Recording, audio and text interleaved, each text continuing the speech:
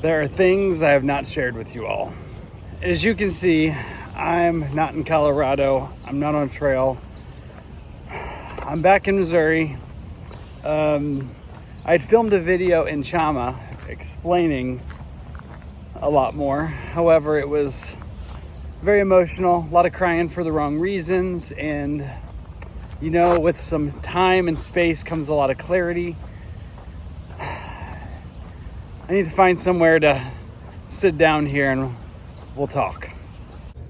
4 years ago, when I started making these videos, my goal was always to be open, honest, vulnerable, and I like to tell stories. I like to help people feel like they're there with me and experiencing what I'm experiencing. And I struggled a little bit on the Continental Divide Trail with doing that because there's been a big part of this journey that I've not shared because, well, I've signed up to put my life on social media. My family has not done the same.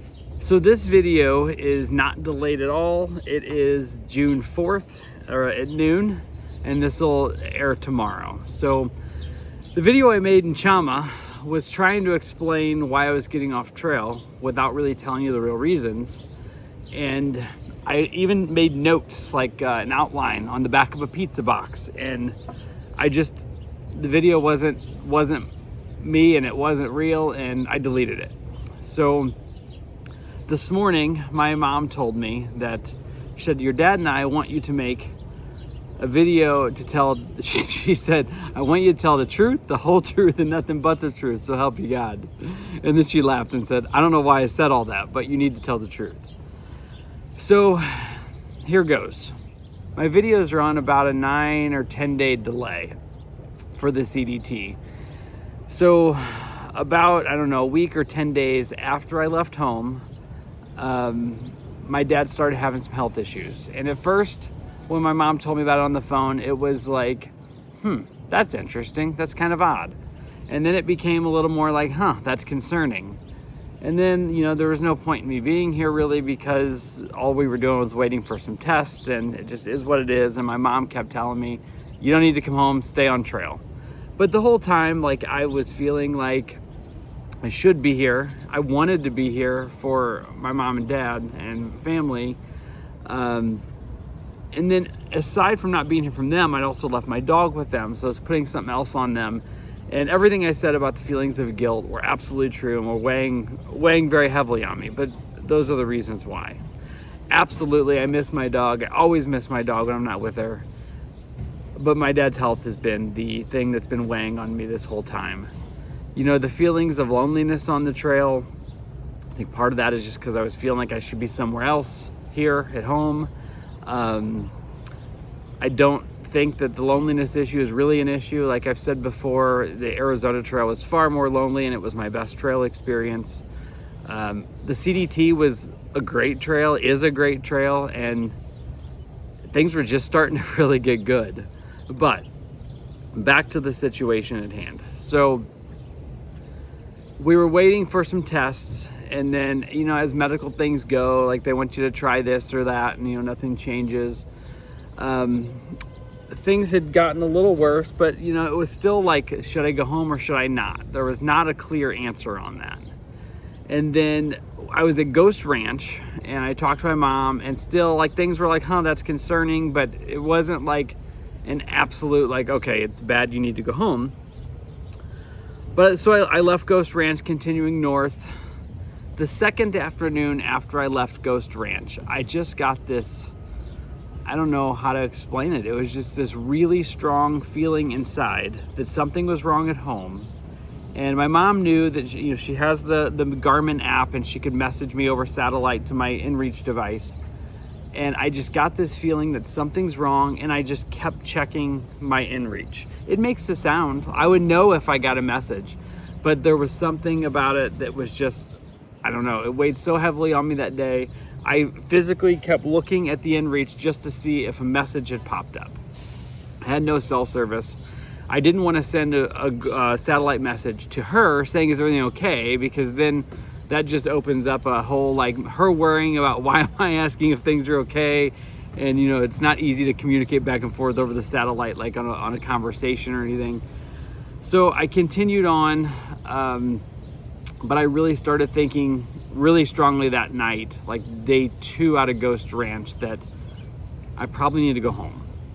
Day 3 out of Ghost Ranch, that would be the day before I got to Colorado, I pretty much kind of told myself that that night was probably my last night on trail for now, and that I was gonna need to get to Colorado. I wanted to get to Colorado, call my mom, check in, see what the situation was.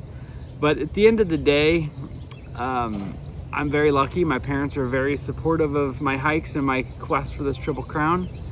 And I didn't feel like in my gut that my mom was telling me the full truth. That she was telling me, you know, they're gonna be okay. Like, I don't need to come home, but I felt like that wasn't the right thing. So by the time I got to the Colorado border and walked into Cumbers Pass, I had pretty much made peace with, I needed to go home for now. And my thought was go home for a week or so, just maybe 2, just see how things are. And then I could either come back to Cumbers Pass and continue north, I could flip to Canada and come back south. More on that in a minute though, because I'll talk about the future plans of how we're gonna still go for this Triple Crown. I got home a week ago today, actually. So I've been here for, I got home last Thursday night, and today is Thursday at noon. After the first few days of me being here, my dad's conditions progressed pretty steadily, pretty quick, and he lost the ability to walk. He was using a walker and then a wheelchair, and he's a couple blocks from here. Actually, I can see the hospital from where I'm sitting. So he's in the hospital right now. He's actually probably in another MRI test right now. They were taking him for about an hour, so that's where we're at right now. I don't know when I'm gonna go back to the trail. I don't know what the situation is. It's gonna depend on home, because right now I need to be here.